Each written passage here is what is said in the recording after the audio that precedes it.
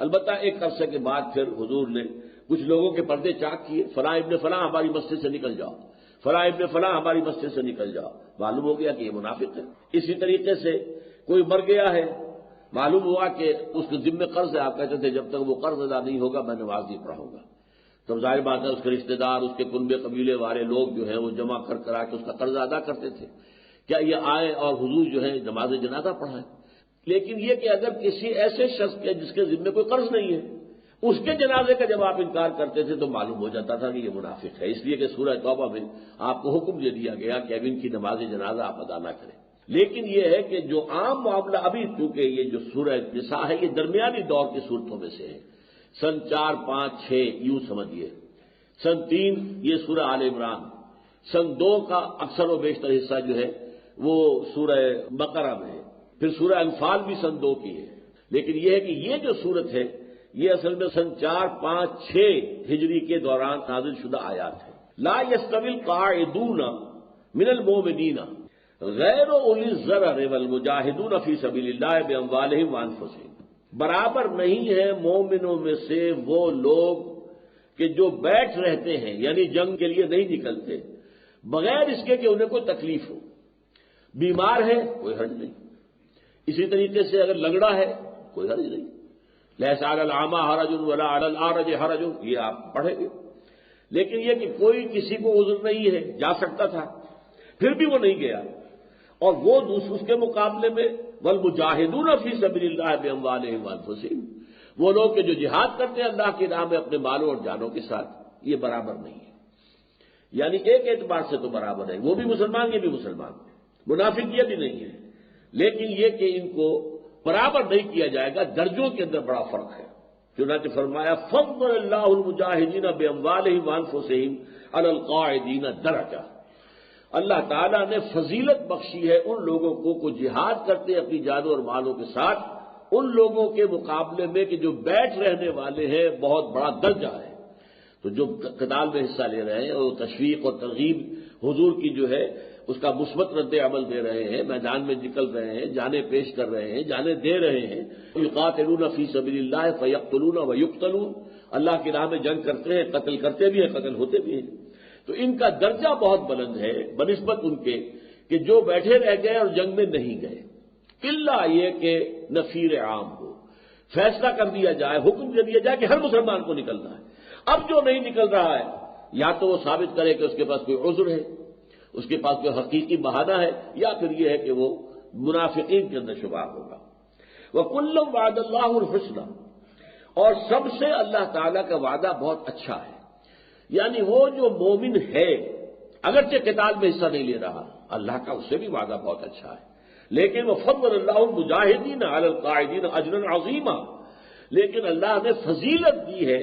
جہاد کرنے والوں کو، بیٹھ رہنے والوں پر بہت بڑی فضیلت، یعنی یہ درجہ جو کہا گیا ہے اوپر، یہ درجہ تنکیر جو ہے اس کے اندر وہ تفخیم کے لیے ہے، یہ جہاد کرنے والوں کو اللہ تعالیٰ نے درجہ دیا ہے، درجہ بہت بڑا درجہ، چنانچہ اس کی وضاحت آگے آ گئی۔ وَكُلًّا وَعَدَ اللَّهُ الْحُسْنَى، اور سب سے اللہ نے وعدہ کیا ہے بہت ہی عمدہ، وَفَضَّلَ اللَّهُ الْمُجَاهِدِينَ عَلَى الْقَاعِدِينَ أَجْرًا عَظِيمًا،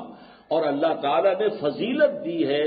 اللہ کی راہ میں جنگ کرنے والوں کو ان کے مقابلے میں کہ جو جنگ میں نہیں جاتے، گھروں میں بیٹھ رہتے ہیں، بہت بڑا اجر۔ درجات منہ، اب ان درجات کے لیے مزید جو اللہ تعالیٰ فرق بیان کر رہا ہے اس میں،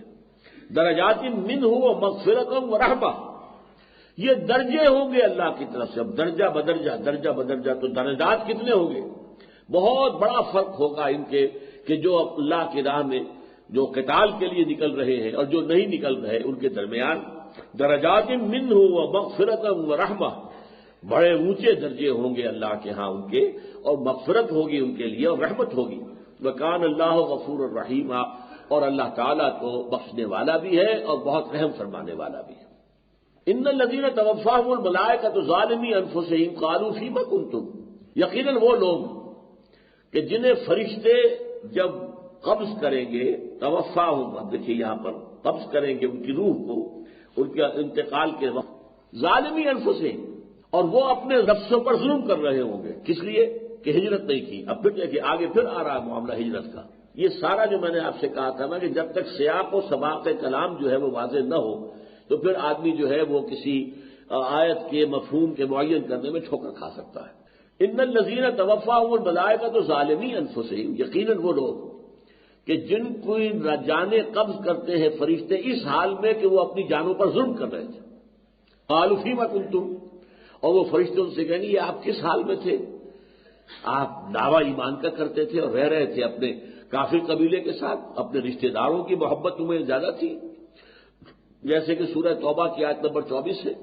قل ان کان آباؤکم وابناؤکم واخوانکم وازواجکم وعشیرتکم واموال اقترفتموها وتجارۃ تخشون کسادها ومساکن ترضونها احب الیکم من اللہ ورسولہ وجہاد فی سبیلہ فتربصوا حتی یأتی اللہ بامرہ واللہ لا یہدی القوم الفاسقین۔ اے نبی سے کہہ دیجئے کہ اے مسلمانوں، اگر تمہیں اپنے باپ اور بیٹے اور بھائی اور بیویاں یا بیویوں کے لیے شوہر اور جو تمہارے رشتہ دار ہیں اجزاء و اقارب، اور وہ مال جو تم نے جمع کیے ہیں بڑی محنت سے کما کر، اور وہ کاروبار جو تم نے محنت سے جمائے ہیں اور تمہیں کساد بازاری کا اندیشہ رہتا ہے بندہ نہ ہو جائے، اور وہ مکان اور حویلیاں اور محلات جو تم نے بنائے ہیں جو تمہیں بہت پسند ہیں، اگر ان 8 چیزوں کی محبت اللہ اور اس کے رسول اور اللہ کی راہ میں جہاد کی محبت سے زیادہ ہے تو جاؤ دفع ہو جاؤ، وہاں بیٹھو یہاں تک کہ اللہ اپنا فیصلہ سنا دے۔ اور اللہ ایسے فاسقوں کو، ایسے ناہنجاروں کو، ایسے سرکشوں کو زبردستی ہدایت نہیں دیتا۔ تو فرشتے جو ہیں جب ان کی روح قبض کریں گے تو کہیں گے، اور ان لوگوں کی کہ جو اس طریقے سے اپنے آپ پر ظلم کر رہے تھے، قالوا فیما کنتم، یہ کس حال میں تھے آپ؟ قالوا کنا مستضعفین فی الارض، وہ کہیں گے کہ ہم تو کمزور تھے، دبائے ہوئے تھے، ہمیں لوگوں نے جو ہے پوری طرح اوور پاور کیا ہوا تھا، ہمارے ہاتھ پاؤں بندھے ہوئے تھے، کنا مستضعفین فی الارض، ہمیں کمزور اور بے بس کر دیا گیا تھا زمین میں۔ قالوا الم تکن ارض اللہ واسعۃ فتہاجروا فیہا، فرشتے کہیں گے کہ کیا اللہ کی زمین کشادہ نہیں تھی کہ تم کہیں ہجرت کرتے؟ اس حال میں پڑے رہنا، جبکہ فرض کیجیے آپ دین کے اوپر عمل بھی نہیں کر سکتے، کھلم کھلا وہاں آپ نماز نہیں پڑھ سکتے، اپنے معاشرے کے اندر رہتے ہوئے اسی حالت کے اوپر زندگی گزارنا، اس لیے کہ تم اس جگہ کو نہیں چھوڑ سکتے۔ اس معاملے میں بہت اچھی بات کہا کرتے تھے پروفیسر مرزا محمد منور کہ اسلام جو ہے وہ ارتھ باؤنڈ نہیں ہے،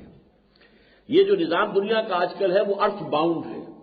زمین کے ساتھ جکڑے ہوئے، یہ زمین کا ٹکڑا، یہ ہے ہمارا ملک، یہ ہے ہمارا وطن، اس کی محبت ہوگی، باقی دنیا جائے ادھر، اس کو کوئی محبت انسانیت کی نہیں ہے۔ تو یہ earth bound, Hindu culture is earth bound, اسی لیے وہ زمین کو کیا کہتے ہیں، وہ زمین جو ہے وہ ماتا ہے ان کی، وہ بھی۔ تو اس اعتبار سے یہاں اسلام کا کیا معاملہ ہے، تم کسی زمین سے بندھے ہوئے نہیں ہو، بلکہ تمہیں اللہ کے ساتھ بندھے ہوئے ہونا چاہیے۔ تو تم یہ کس حال میں تھے؟ قالوا فیما کنتم قالوا کنا مستضعفین فی الارض قالوا الم تکن ارض اللہ واسعۃ فتہاجروا فیہا، تو وہ جواب میں کہیں گے فرشتے کہ کیا زمین اللہ کی کشادہ نہیں تھی کہ تم اس میں ہجرت کرتے؟ یہاں ذرا ایک نقطہ میں بات درج کروں گا، فاولئک مأواہم جہنم، یہ وہ لوگ ہیں کہ جن کا ٹھکانہ جہنم ہے، جو ہجرت نہیں کر رہے۔ یہ سارا معاملہ جو آ رہا ہے منافقین کے پہلو کے ضمن سے، کہ سب سے پہلے بتایا گیا کہ ان پر محمد صلی اللہ علیہ وسلم کی شخصی اطاعت بہت گران گزرتی،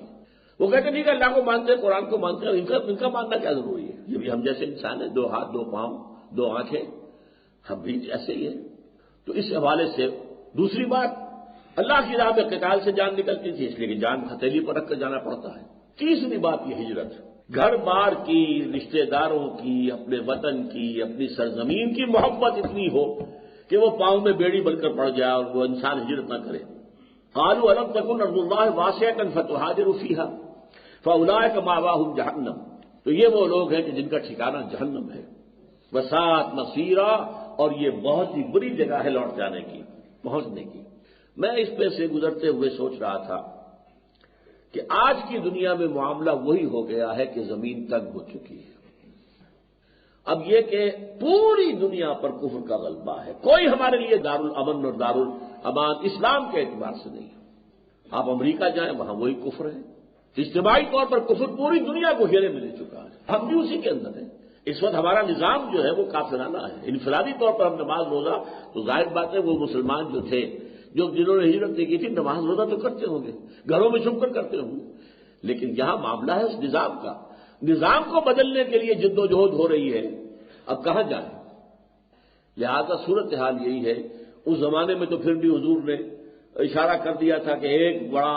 عادل بادشاہ جو ہے وہ بیٹھا ہوا ہے حبشہ میں, تم جاؤ وہاں پر, وہ تمہارے ساتھ عدل کرے گا. اس نے پھر واقعتاً ثابت کر دیا کہ اس نے عدل کیا, اس لیے کہ جو وفد گیا تھا ان کو واپس ریکلیم کرنے کے لیے کہ یہ ہمارے بھگوڑے ہیں انہیں ہمارے حوالے کرو. تو پھر اس کے بعد جو مکالمہ ہوا اس کے دربار میں, اور حضرت جعفر طیار رضی اللہ تعالیٰ عنہ نے جو حضرت علی کے بھائی تھے جب وہاں پر سورہ مریم کی آیات پڑھی ہے انہوں نے کہا بالکل ٹھیک ہے, یہ حضرت مسیح کا جو مقام اس میں بیان ہوا ہے تن کا بھر بھی حضرت مسیح اس سے زیادہ نہیں تھے, اور بلکہ تم رہو یہاں پر اطمینان سے, تمہیں یہاں پہ کوئی دقت پیش نہیں آئے گی. لیکن آج آپ کہاں جائیں گے؟ پوری دنیا سمٹ کر لگی ہوئی ہے کہ اسلام کی جڑیں کھو دیں. یہ تھوڑا سا علاقہ رشیا کے اندر جو مسلمانوں کا ہے اور وہ چاہتے ہیں کہ ہمیں آزادی دی جائے, ہم اپنے کلچر کے مطابق اپنی تعلیمات دینی کے مطابق زندگی. روس پوری طاقت کے ساتھ وہاں پر جو ہے ان کے اوپر ظلم کر رہا ہے اور تشدد کر رہا ہے. اتنا بڑا علاقہ سنکیانگ جو ہے چین کے پاس ہے, اور وہاں 5 کروڑ سے زیادہ انسان آباد ہیں مسلمان, لیکن یہ کہ ان کو آزادی دینے کو تیار نہیں ہے. ویسے دنیا میں آزادی اور آزادی کی علم برداری اور خود اختیاری اور یہ اور وہ. اسی طریقے سے آج تو ویسٹ جو ہے تل گیا ہے کہ مسلمانوں کو مسلمان ملکوں کے اندر بھی اسلام پر عمل کرنے کی ہم اجازت نہیں دیں گے. ہاں نماز روزہ کرو بس, اس سے آگے تم اسلام کے قوانین نافذ کرنا چاہو, تم سود کو حرام کرنا چاہو, تم سیکولرزم کو ترک کرنا چاہو, تم بے حیائی کا قلع کما کرنا چاہو تو نتھنگ ڈوئنگ. پھر ہمارا آپ کے ساتھ پھر جنگ ہے, آپ ہمارے ساتھ ہیں یا ہمارے خلاف فیصلہ کریں. اور ظاہر بات ہے یہ شخص وہی کہہ سکتا ہے کہ جس کو معلوم ہو کہ میرے پاس اتنی طاقت ہے کہ جو مقابل میں ہے جس سے میں بات کہہ رہا ہوں اس میں اتنی ہمت ہی نہیں ہو سکتی کہ وہ کہے کہ میں آپ کے خلاف ہوں. اس لیے کہ اگر تو اس مخاطب کو اللہ پر یقین ہو اور اللہ کے ساتھ مخلص ہو, اللہ کے ساتھ مخلصین لہ الدین, اس کے لیے اپنے دین کو خالص کرتے ہوئے, تب تو اللہ کی امداد کے بھروسے پر وہ ڈٹ جائے گا کہ نہیں تم غلط کام کر رہے ہو, ہم تمہارا ساتھ نہیں دیں گے. لیکن یہ ہے کہ اگر اللہ پر ایمان نہیں اور اگر اس پر اطمینان نہیں ہے کہ ہمارا معاملہ اللہ کے ساتھ مخلصانہ ہے, تو کیسے ہم توقع کر سکتے ہیں کہ اللہ تعالیٰ ہماری مدد کرے گا؟ اب ہجرت کر کے جائیں تو کہاں جائیں؟ تن من دھن لگا دیں یہاں کے نظام کو بدلنے میں, اور یہاں اگر اللہ کا نظام ہم قائم کر دیں تو اللہ کی مدد آئے گی. پھر بش کا باپ اور پورا نیٹو کے اوپر کی نسلیں بھی آ جائیں تو ہمارا کچھ نہیں بگاڑ سکتے. لیکن ہم اپنی جگہ پر اس دارالاسلام کو تو قائم کر لیں, اسلام کے نظام کو قائم کر لیں,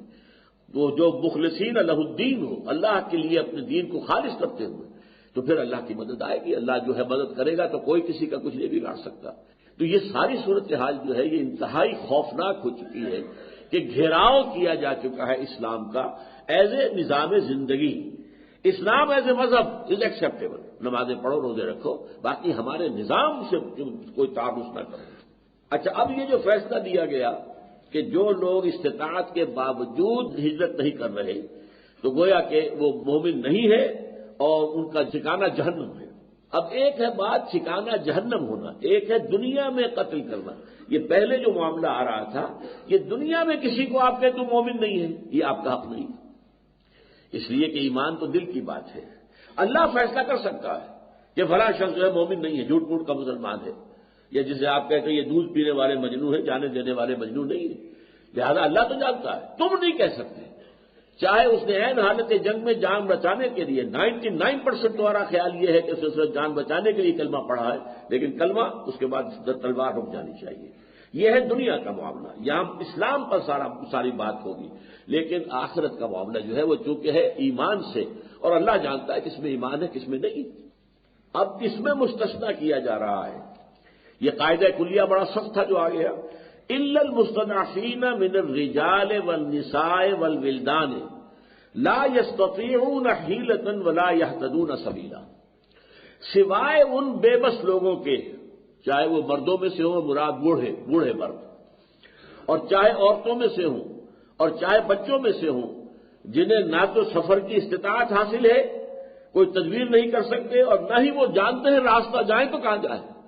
مدینے کا راستہ معلوم نہیں کدھر سے جائیں, کہاں جائیں, کس طور سے جائیں. عورتیں بھی تو ہیں, عورتیں جو ہے اس طریقے سے تنہا سفر کر کے اگرچہ کر دیتی تھی اس زمانے میں خواتین تنہا بھی سفر, لیکن پھر بھی ظاہر بات ہے کہ ہر طرح نہ ہر زن است و نہ ہر مرد مرد, اس اعتبار سے جو ہے استثنائی معاملات ہیں. تو جو لوگ اس طریقے سے بالکل بے بس ہوں, اور یہ اب اللہ جانتا ہے کون شخص بالکل بے بس تھا اور کس شخص کے اوپر اپنی عصبیتیں, خاندانی محبتیں, اپنے وطن کی محبت, اپنے جائیداد کی محبت غالب آ گئی ہے, یہ اللہ کے علم ہے. لہذا یہ فیصلہ اللہ کرے گا. الا المستضعفین من الرجال والنساء والولدان, سوائے ان بے بس لوگوں کے کہ جو مردوں میں سے ہوں یا عورتوں میں سے یا بچوں میں سے, لا یستطیعون حیلۃ, کہ نہ تو وہ کوئی تدبیر کر سکتے ہیں, کوئی طریقہ اختیار کر سکتے ہیں, کسی بھی راستے سے وہ یہاں سے نکلنا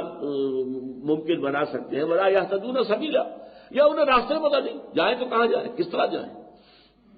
فاولئک عسى اللہ ان یعفو عنہم, تو یہ وہ ہوں گے کہ امید ہے کہ اللہ انہیں معاف کر دے گا. اب دیکھیے یہاں بھی معاف کر دے گا, یہ نہیں کہا کہ بہت بڑا اجر ہوگا, اس لیے کہ اس حالت میں بھی کوشش کرنی چاہیے. وہ بالکل ہی انسان جو ہے اگر کسی کو لوہے کی زنجیروں میں باندھ کر گھر میں ڈالا ہوا ہے وہ تو بات دوسری ہے, لیکن یہ ہے کہ جو لوگ اس طریقے سے کہیں چھپ چھپا کر نکل سکتے ہو, کوئی تدبیر کر سکتے ہو, تو یہ لہذا یہ ایک طریقے سے کمزوری ایمان کی علامت ہے. لہذا اللہ معاف فرما دے گا ان کو. فاولئک عسى اللہ ان یعفو عنہم, تو یہ وہ لوگ ہیں کہ امید ہے کہ اللہ تعالیٰ ان کو معاف فرما دے گا. وکان اللہ عفوا غفورا, اللہ تعالیٰ غفور ہے, رحیم ہے, وہ معاف کرنے والا ہے اور بخشنے والا ہے. ومن یہاجر فی سبیل اللہ, اور جو کوئی ہجرت کرے گا اللہ کے راستے میں, یجد فی الارض مراغما کثیرۃ وسعۃ, وہ زمین میں پائے گا بڑی جگہ بہت سی اور کشائش, بڑی وسعت پائے گا. یعنی وہ پھر میں عرض کر رہا ہوں کہ یہ صورتحال بھی اس وقت ہمارا جو آبجیکٹو اس وقت وہ کنڈیشنز ہیں اس میں یہ چیز بھی اس سے پورے طور سے مطابقت نہیں رکھتی. یہ تو ہو سکتا ہے کوئی آدمی جائے کسی جنگل کے اندر, جیسے کہ بعض احادیث میں آتا ہے کہ کچھ بھیڑیں بکریاں لے جائے بس کسی پہاڑی کے اوپر, وہاں جا کے چرائے اور اپنا بس وہی گزارا کرے, تمدن سے کٹ جائے. لیکن ظاہر بات ہے کہ آج کل تو پہاڑ بھی لوگوں کی ملکیت ہے, تمام چیزیں جو ہیں وہ لوگوں کے قبضے میں ہیں. وہاں تو وہ پہاڑ جو تھے وہ کس کے قبضے میں تھے, کس کی ملکیت تھے؟ پاسچرز تھیں, چراگاہیں تھیں, تو آپ لے کے چلے. آج کہاں جائیں گے آپ؟ آج تو ایک ہی راستہ کھلا رہ گیا, یا نظام بدلو یا جان دے دو. اللہ نہ کر سکتا, اس کی جد و جہد میں, اس کی کوشش میں لگے رہو آخری دم تک. ومن یہاجر فی سبیل اللہ یجد فی الارض مراغما کثیرا, تو وہ جو شخص بھی اللہ کی راہ میں جہاد کرے گا وہ پائے گا زمین میں بہت سے اسباب پائے گا, اور سعہ اور کشائش اور وسعت پائے گا. ومن یخرج من بیتہ مہاجرا الی اللہ ورسولہ, اور یہ اب اس سلسلے کی فی الحال جو ہے آخری آیت آ رہی ہے. اور جو کوئی نکلا اپنے گھر سے ہجرت کے لیے اللہ اور اس کے رسول کی طرف, یعنی ہجرت اس کی کس لیے ہے؟ اس اللہ تعالیٰ کے, اللہ کے رسول کے لیے اور اللہ کی راہ میں جہاد کے لیے ہجرت ہے. وہ جو آیت میں آپ کو ابھی سنا چکا ہوں, قل ان کان آباؤکم وابناؤکم واخوانکم وازواجکم وعشیرتکم واموال اقترفتموها وتجارۃ تخشون کسادها ومساکن ترضونها احب الیکم من اللہ ورسولہ وجہاد فی سبیلہ فتربصوا حتی یاتی اللہ بامرہ واللہ لا یہدی القوم الفاسقین. تو اس طرح کا معاملہ نہیں. اگر یہ شکل ہے اللہ اور اس کے رسول کے لیے ہجرت کرنے کے لیے انسان گھر سے نکل آیا, ثم یدرک الموت, پھر اسے موت آ لے, موت پکڑ لے, موت اس کی آ جائے, فقد وقع اجرہ علی اللہ, تو اس کا اجر, اس کا ثواب اللہ کے ذمے قائم ہو چکا. وہ تو گھر سے نکلا. اب فرض کیجئے جیسا کہ میں نے کہا راستے مخدوش ہیں, بھائی تم نکلو گھر سے, تمہیں قتل کر دیا جائے, تم مہاجر ہو. مہاجر ہونے کے لیے مدینے پہنچنا لازم نہیں ہے, اس کے لیے تو پہلا قدم جو ہے گھر سے نکلے باہر. ارادہ یہ ہے, البتہ یہ ارادہ جو ہے اس کو نوٹ کیجئے کہ اکثر محدثین نے اپنی جو مجموعے ہیں احادیث کے ان کو اس حدیث سے شروع کیا ہے جو حضرت عمر سے مروی ہے رضی اللہ تعالی عنہ، انما الاعمال بالنیات، انسان کے نیک اعمال کا دار و مدار نیت پر ہے۔ وانما لکل امرئ ما نوی، اور ہر شخص کو وہی کچھ ملے گا جس کی اس نے نیت کی تھی۔ فمن کان ہجرتہ الی اللہ ورسولہ، یہ الفاظ یہاں آ گئے ہیں، جس شخص کی ہجرت ہے اللہ اور اس کے رسول کی طرف، اس کے دین کے لیے، اس کے دین کے غلبے کی جد و جہد کے لیے، تو مہاجرن الی اللہ ورسولہ۔ اسی لیے اس میں فرمایا اس حدیث میں کہ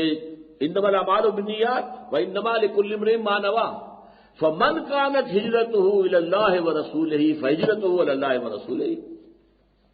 ومن كانت هجرته الى دنيا يصيبها او امرأة ينكحها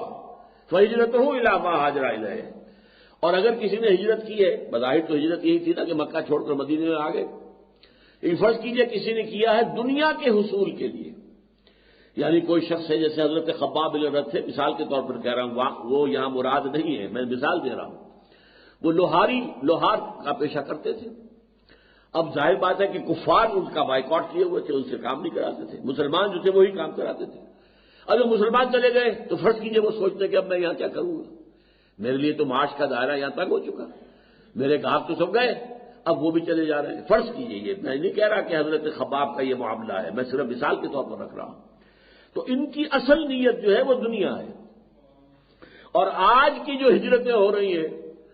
امیگریشنز ہو رہی ہیں، جا رہے ہیں، بھاگے جا رہے ہیں، امریکہ جا رہے ہیں، آسٹریلیا جا رہے ہیں، بوڑھے ماں باپ یہاں پڑے رہ گئے، کوئی اور ہے نہیں، کوئی ان کا پرسان حال نہیں، طویل عرصے تک اپنی بیویوں کو یہاں چھوڑا ہوا ہے، بچوں کو چھوڑا ہوا ہے۔ یہ ہجرت کس لیے؟ دنیا کے لیے، سوائے دنیا کے اس کے اندر اور کوئی شے مطلوب ہے ہی نہیں، زیادہ بہتر معیشت، اور معیشت کا تعلق اس دنیا کی زندگی سے، وہ مہاجرت ہے وہ الی الدنیا۔ ومن كانت ہجرتہ الی دنیا یصیبھا، کہ دنیا کو حاصل کر لے، اب امرأۃ ینکحھا، یا کسی عورت کے لیے ہے کہ اس سے نکاح کر لے۔ اس لیے کہ فرض کیجئے کسی کو محبت تھی کسی خاتون سے اور وہ اس سے شادی کرنا چاہتا تھا، اب وہ مسلمان خاتون جو ہے ہجرت کر کے مدینے چلی گئی ہے، اب یہ بھی کچے دھاگے سے بدے جا رہے، تو یہ ہجرت جو ہے یہ تو پھر بیوی کے لیے ہے، اپنی محبوبہ کے لیے ہے۔ اس لیے صحابہ میں ایک صاحب مشہور تھے، مہاجر ام قیس نامی کو خاتون تھی کہ جن سے محبت کرنے والا ایک شخص جو ہے اس نے پھر ہجرت کی تھی، لیکن بنیادی طور پر ان کو کہا جاتا تھا یہ مہاجر ام قیس ہے۔ تو فرمایا وَمَن يَخْرُجْ مِن بَيْتِهِ، جو اپنے گھر سے نکلا، مہاجرًا الی اللہ ورسولہ، جو ہجرت کر رہا ہو اللہ اور اس کے رسول کی طرف، ثم يدركه الموت، پھر اسے موت آ دبوچے، موت آ لے، قتل ہو جائے، کوئی اور شکل ہو جائے، راستے میں کوئی بھیڑیا کھا جائے، کوئی اور شکل ہو جائے، ثم يدركه الموت فقد وقع اجره على اللہ، یہ بہت ثقیل لفظ ہے، واقع ہو گیا اس کا اجر اللہ کے ذمے، یعنی اللہ تعالیٰ اپنے ذمے قرض سے ثابت کر، وقع واقع ہو گیا، لازم ہو گیا، اللہ کے ذمے فرض ہو گیا کہ اس کا اجر اس کو عطا کرے۔ وَكَانَ اللَّهُ غَفُورًا رَحِيمًا، اور یقیناً اللہ تعالیٰ بہت غفور ہے اور بہت رحم فرمانے والا ہے۔ تو اس میں آپ دیکھ رہے ہیں کہ پورا سلسلہ جو ہے وہ ہجرت، قتال اور حضور کے حکم برداری سے پہلوتی کرنا، یہ جو منافقین کی نشانیاں تھیں ان کے اوپر ساری گفتگو ہو رہی ہے، اور اس سے پیدا شدہ مسائل کہ اب جنگوں کا معاملہ ہے تو مقابلے میں قبیلہ جو ہے اس میں کوئی مسلمان بھی ہو سکتا ہے، یہ بھی ہو سکتا ہے کہ عین موقع پر وہ کلمہ پڑھ دے تو پھر آپ اب رک جائیں، لیکن اگر اس نے کلمہ آپ کے سامنے نہیں پڑھا ہے، وہ دیکھ رہا ہے میرے قبیلے کے لوگ دیکھ رہے ہیں مجھے کہ میں نے کہیں کلمہ تو نہیں پڑھ دیا، تو پھر آپ اس کا قتل آپ کے لیے جائز ہے، آپ کو کوئی آپ پر رکاوٹ نہیں ہے۔ تو اس طرح کے بڑے پیچیدہ مسائل، اصل میں یہ دعوت اور تحریک، ایک انقلابی تحریک کے اندر بے شمار ایسے مسائل پیدا ہوتے ہیں کہ جو عام جو ہماری مجلسی زندگی ہے اور جس طریقے سے پرامن ہم اپنا کھانا پینا اور نماز روزہ کر لیا اور باقی سارا جو ہے دندا دنیا کا ہم کر رہے ہیں، اس میں وہ مسائل ہے ہی نہیں، اور وہ مسائل ہے نہیں تو سمجھ میں کیسے آئیں گے؟ یہ تو مسائل سمجھ میں اس وقت آتے ہیں کہ جب انسان ان مسائل سے دوچار ہوتا ہے، اور تب معلوم ہوتا ہے کہ ان احادیث کا کیا پس منظر ہے، ان آیات کا کیا پس منظر ہے، ان کی اہمیت کیا ہے، اور اس وقت جو ہے جو ڈی فیکٹو پوزیشن تھی جو فیکٹس آن دی گراؤنڈ تھے ان کے اعتبار سے ان مسائل کی کتنی اہمیت تھی۔ بارک اللہ لی و لکم فی القرآن العظیم و نفعنی و ایاکم بالآیات والذکر الحکیم۔